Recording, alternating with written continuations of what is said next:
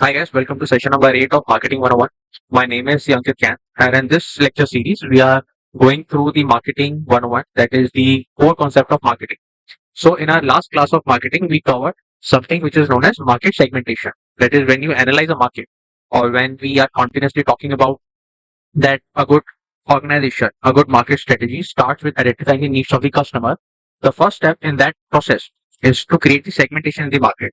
So the process of segmentation basically involves you have a market which includes a lot of heterogeneous consumers.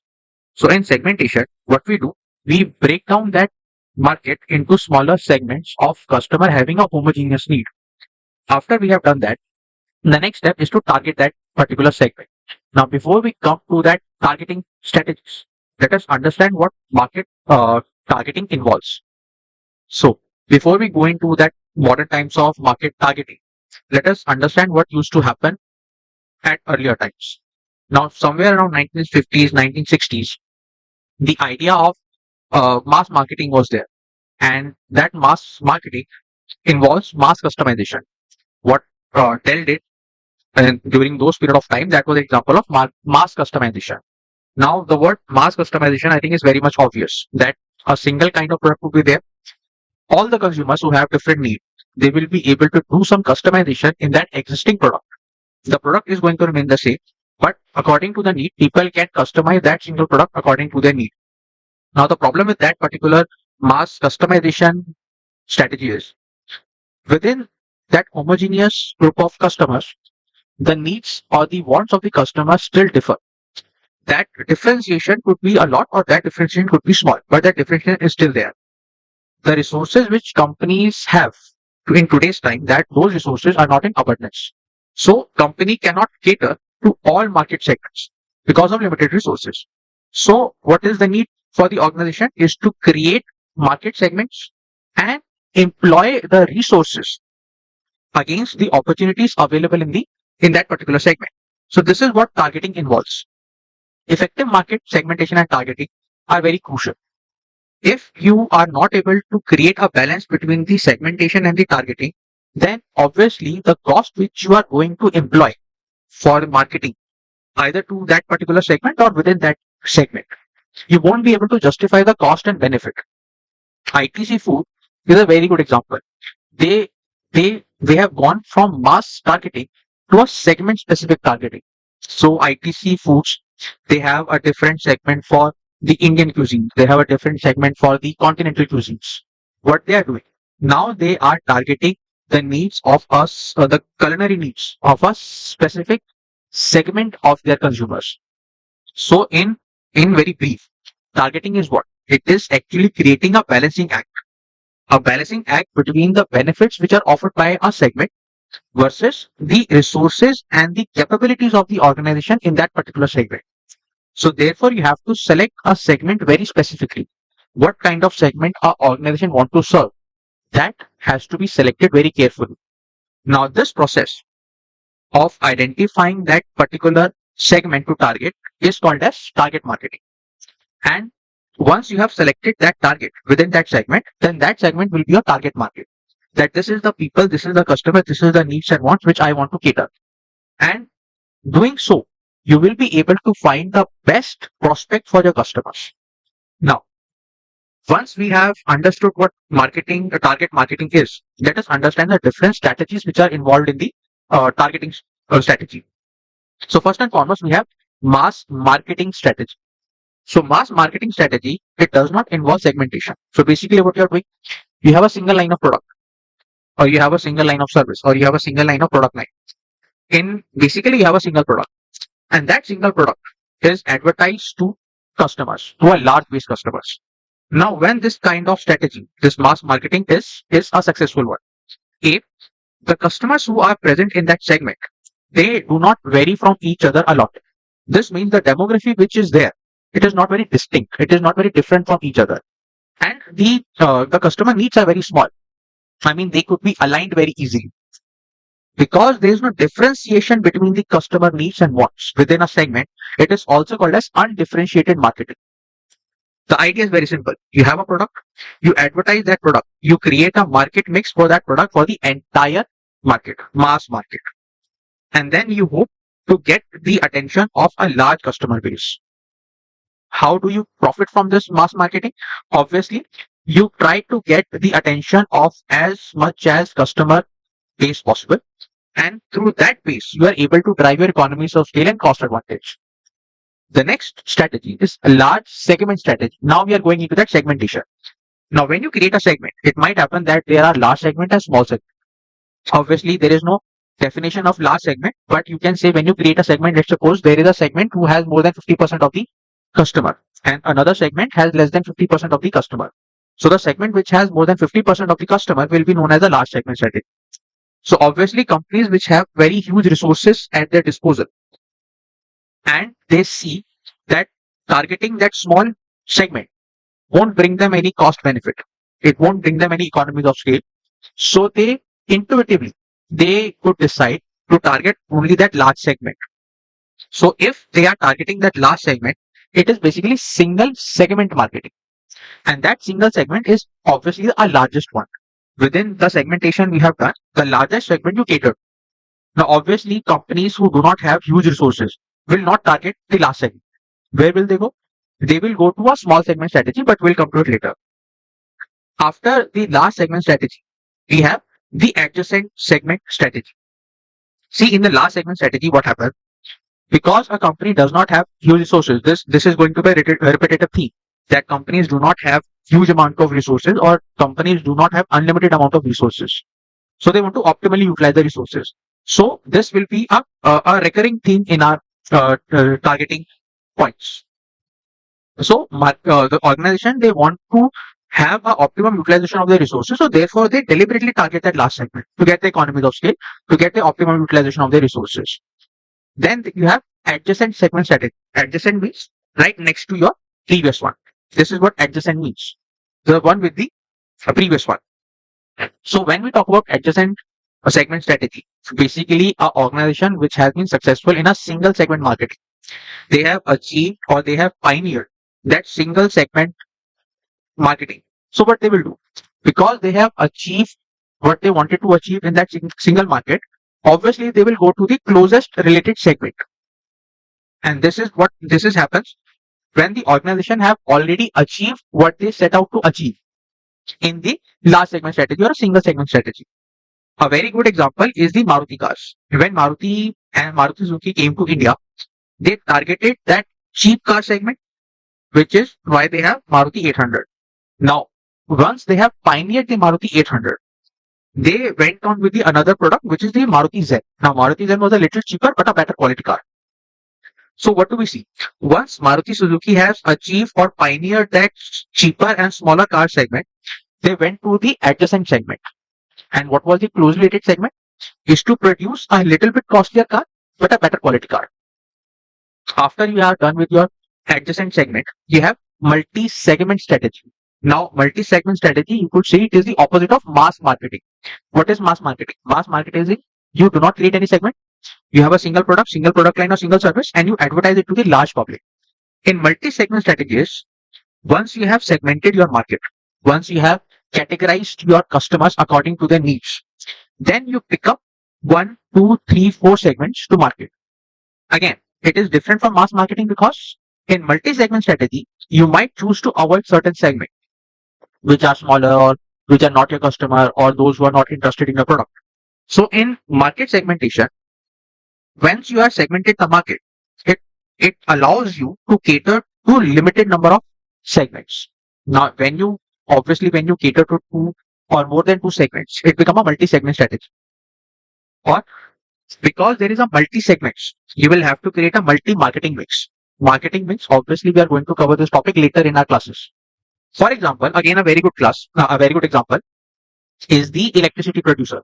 Now, the consumers of electricity, they could be household, they could be government, they could be farmers, and they could be corporates, the organization, the manufacturers, the factory owners. Every single segment is consuming the electricity, but their needs, their want from that electricity is different. So that electricity company would have to come up with different marketing mix for each segment of the electricity consumer.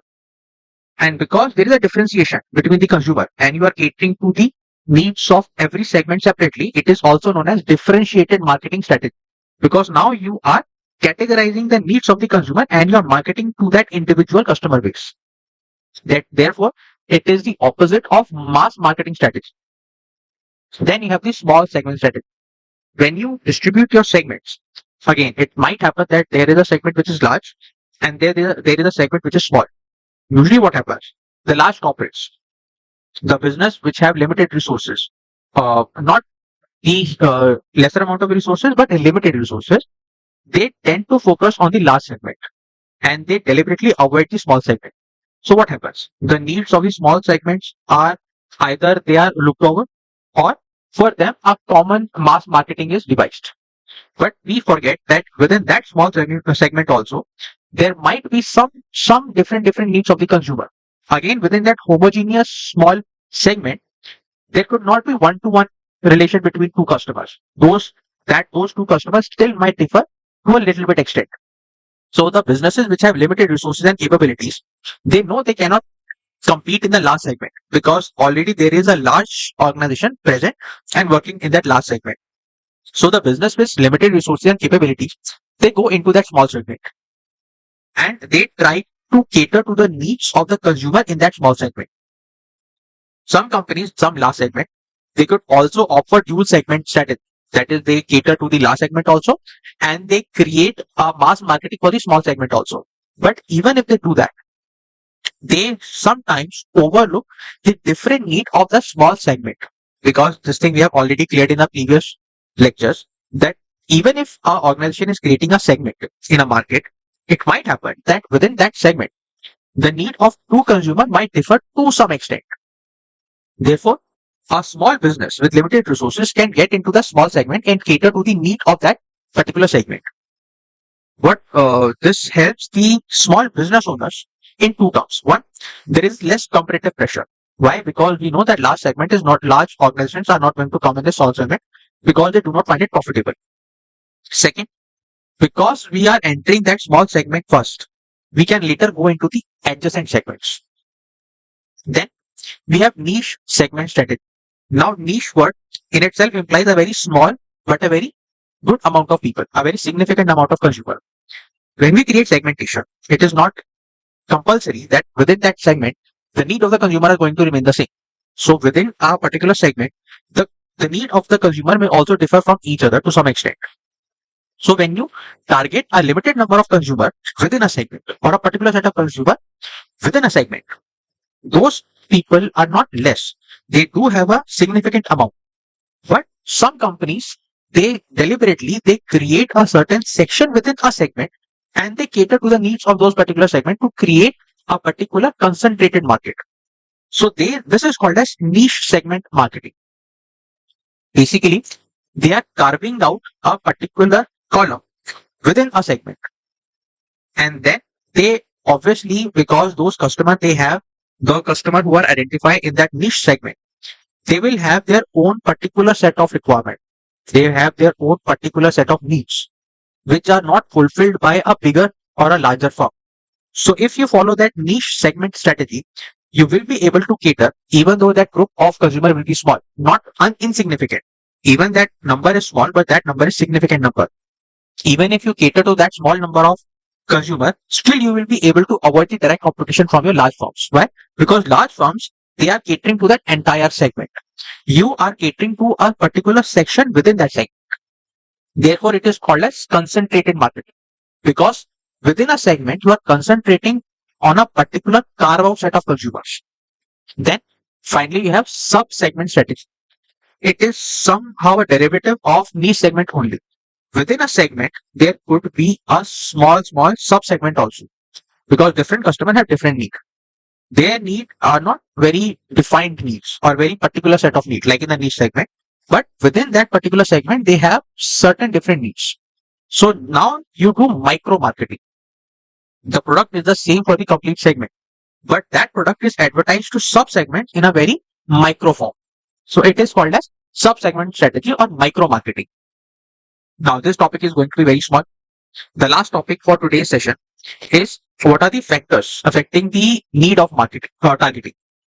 So when you are targeting to a segment, What are the factors which will affect your decisions? There are a lot of factors, but usually there are these 7. First and foremost, you will try to identify the existing market share for your organization. What is the market share of your organization? If let's say you are already operating in a very good market share, then segmentation won't be able to help you because you have already captured those customer who could be your potential customer also. And the market homogeneity. That is how much the market or the consumers within that market, their needs and wants align with each other. If they align to a lot of extent, that homogeneity factor will be large. If within a segment only, the needs of the customer vary a bit, then the homogeneity factor will be less. Then there is existing product expertise. Specifically when you are catering to, let's say, a adjacent market or a niche market. In that case, you need certain product expertise.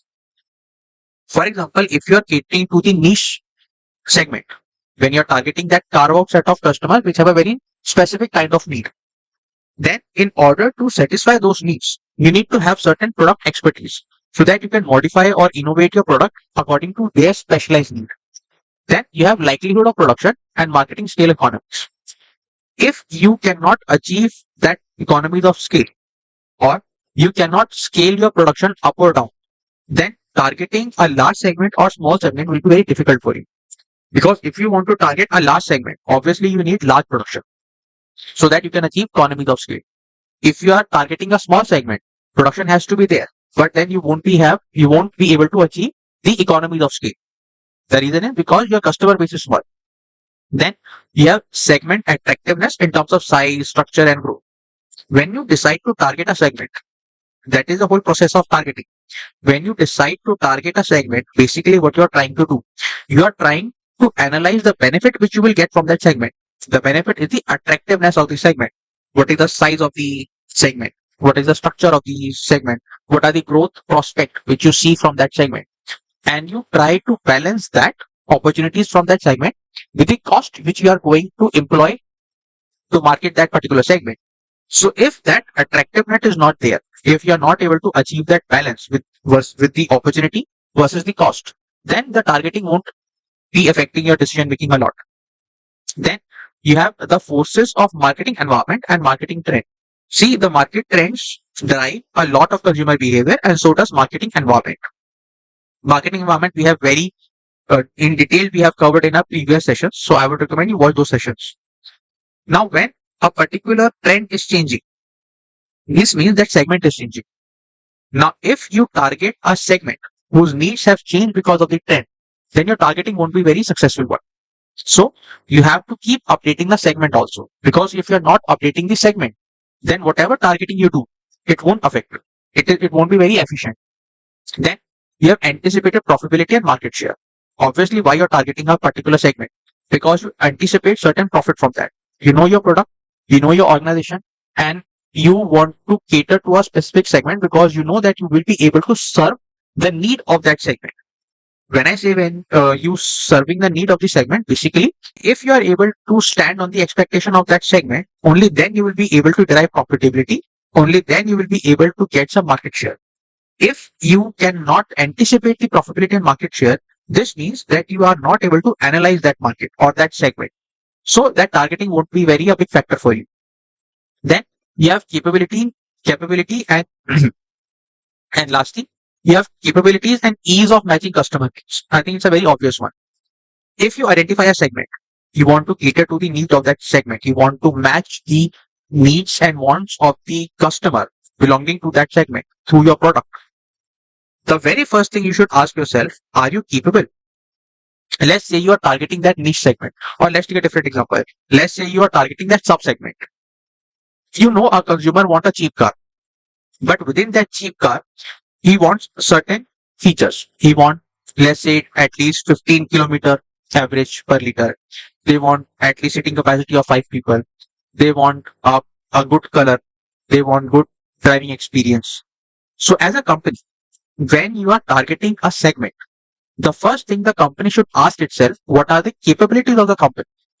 And if you target that segment, if you bring out a product for that segment, are you able to match the needs of the customer through that product? Because if you are not able to, I think we learn this in the value transfer. When you create a product for the segment, when you target a particular market, basically you are trying to transfer the value of your product to that particular segment. But if you are not able to do that, this means you are not able to match the customer need. Then again, targeting won't be very efficient. These are the factors which affect the needs of targeting. Now, obviously, these are not the complete factors, but these are some of the important ones. With this, we come to the end of the market targeting. I hope you like this video. If you want to watch more videos on marketing, please like, share, and subscribe to my channel. And you can find the playlist at the end of this video. And the people who are interested in learning macroeconomics, I have a separate playlist for that. Thank you so much for watching.